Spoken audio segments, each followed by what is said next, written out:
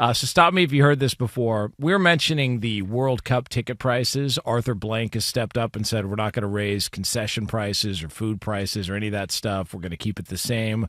So you want to get a hot dog for $3, you can. You want to get a beer for $9 or $11, whatever it is, you can. So he's doing his part. But the other complaint that is out there is the fact that you got all these NFL stadiums, and because the World Cup's coming to town, they're just going to roll in the natural grass, all right? All those artificial turf stadiums that players in the NFL have been complaining about for years and talking about for years and citing injury concerns and everything to go along with it, that's become an issue. So the NFLPA executive director, J.C. Treader, was on Cam Hayward's podcast, and he talked about the grass field issue as it pertains to the players. Well, aren't they also sometimes the owners are bringing in grass for like soccer and not for their own players? So how do you go about that? Because that just seems really off. Why wouldn't you want to protect your investment in that? Right. You look at FIFA; they'll roll out the grass, the green carpet for soccer players, and that's become the norm. Where over in the European leagues, that is what you do. You play on grass. They have surface standards that each thing is rolled out. It's exactly how it's supposed to be, and those players will not play if it's not that. And I think they came out to a practice in the DC area, and they went out just to a practice field, and they said, "This isn't good enough. We're not practicing." And that's what the players decided. They are very particular. I know there are some for the high-level players that's in their contract. Like, if it's turf, I ain't playing on it, and that's how they take a stand. And I think this is something that's really important to guys. So, is that going to have okay? Let's just understand though who pays for it. That's what it ultimately comes down to. Because when the NFLPA tries to make this, well, you guys are our owners, and you don't want to pay for this. It's like, well, hold on for a second, okay? Now, there's local and state government funding that helps the owners pay for this. The owners are obviously, by hosting World Cup games, receiving a ton of money to help pay for this. And that's ultimately what this is about. This is business. I mean, there's even federal funding that goes to this. Now, it might not go directly to the grass, but it helps the bottom line for those owners who are hosting World Cup games. So as much as players want to complain about it in the NFL, the reality is the owners are willing to pay for it because they're making so much off these games, they can afford to do it. And I also would say this. I don't know that, soccer fields get torn up the same way football fields do. The trenches that are moving between the hashes get torn up in a significant way. And look, I think we're all smart enough that someone could figure out a solution for that. Some of these hybrid blends and stuff they can do, or how they can roll in new turf. But there's an expense that comes with that. And much like the FIFA standards, which is their decision to only let their players play on grass turf, the NFLPA should have a standard too. But if they want that standard, they have to negotiate for it. So they've got to work within their CBA and against the NFL owners. And we talk about this every time there's some issue, that the NFL players have to give something up in order to get something that they want. And I just don't know what players are going to honestly say, hey, I'm willing, or at least collectively, as the vast majority of the group, say, I'm willing to give up X in order to get grass fields. There might be a good amount of guys, 30%, maybe 40%. But if some way, shape, or form, if that hits their bank account, or if that hits their retirement or something else where funds are being diverted out of that for grass fields, I don't know that many players would then want to be for it. I think it's a pretty clear-cut situation. I don't feel as though I need to rehash it. I mean, I think Q's covered it. I grew up playing on grass fields. I was fortunate enough to play on grass surfaces my entire career. So, well, except for, I don't know if I played in New York. I wouldn't call that playing. So I think that was field turf. But anyway, I played on grass in high school, agricultural school at Penn State. It's surfaces are always going to be a conversation.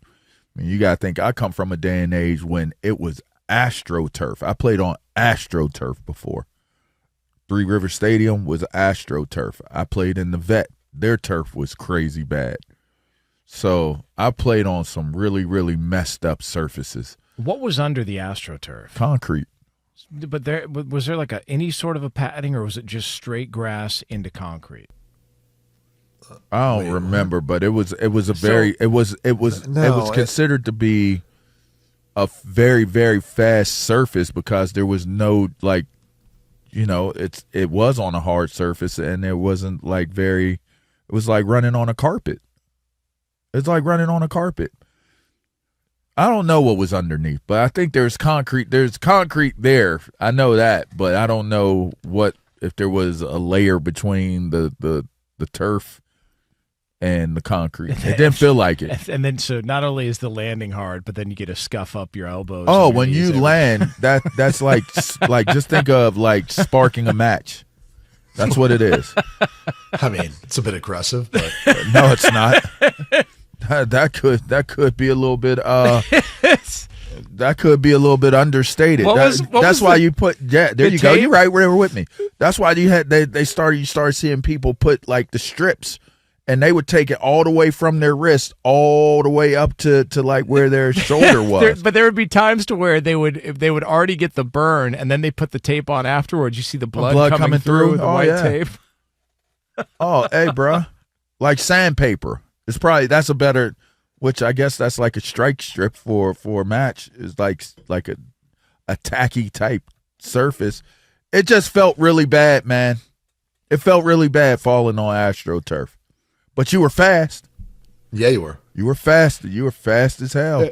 To answer your question, Jonas, it was usually just concrete. It was usually however they applied it. There was an element of padding underneath, but it wasn't. That's crazy, man. It wasn't like it was that soft or anything. I mean, but that was because we had played in the Carrier Dome, so that was obviously inside. Outside, I remember we played in Boston College when I was in college.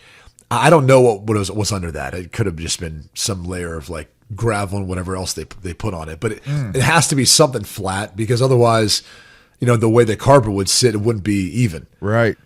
But either it was a way, carpet. I think sometimes there's a misconception though too when we talk about turf versus natural turf. Some of the data is kind of conflicting because the NFLPA has tracked this. There's been a lot of studies on this. No one's going to argue that artificial turf isn't a faster surface, which I think our brains lead to this thought that, if it's faster, it must be harder on us. And I think most players would admit you do feel more sore, like your joints and everything else, after playing on turf probably than grass. But, and LaVar, maybe you disagree with this. I always felt like bad grass was actually, it was worse to play on.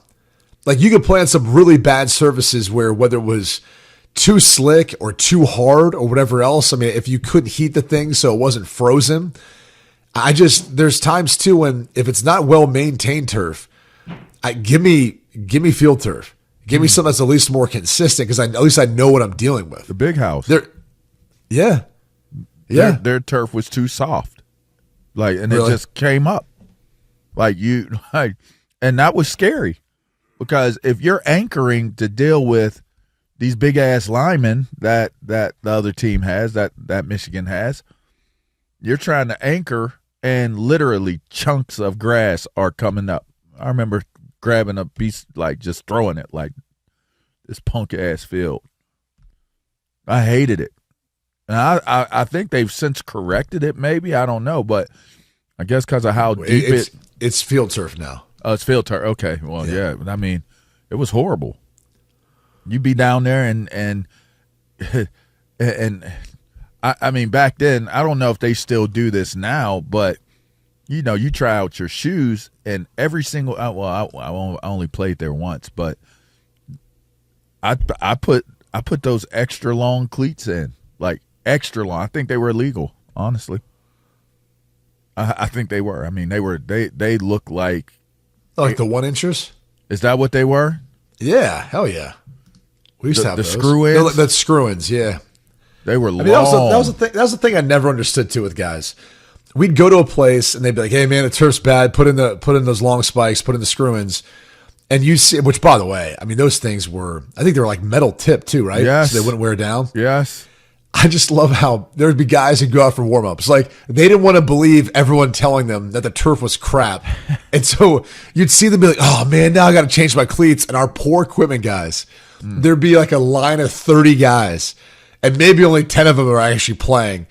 They're trying to screw these things off, get the new ones on, all that, like all before like a game. And you're just like, dude, come on. Like, trust them next time. Like, just put on the long spikes first, and that way we don't have to worry about this. It looked like NASCAR, a NASCAR pit stop when you see guys like, oh, man, like they're slipping. We're slipping. You see them over there. Was that the... Wait, and there was like a special wrench you would use to unscrew them? Yeah, that's high school. Like, that's amateur hour. That's what I was. Like, we had, like, Spider and them had like a drill. Oh, you had a drill gun going? Oh, did you just hear what I just hit you with? There would be 2 drills going. They in and out. Get him back in. Get him back in. Yeah, that was a real drill. Dudes would go out and be like, you can like pregame, you'd be like, you can make it with these. And then when you start going full throttle and you go and you start seeing streaks all over the place because guys are spinning out when they're trying to plant and go, whether it's the receivers, whether it's the corners, whether it's the pass rushers, whether it's the backs. You just start seeing all of these skid marks on the field. Next thing you know, like you said, you see this mad dash. They just be on their knees.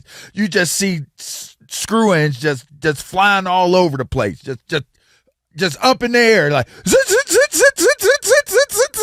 get him out of here. I remember the sound of it. If I recall correctly, it was 5 and 2. You could hear it. And then the bottoms. 5 and 2. 5 and 2. Go to the heel. I think it's 5 and 2. Yeah, I think so. Go to the heel. The heel had 2.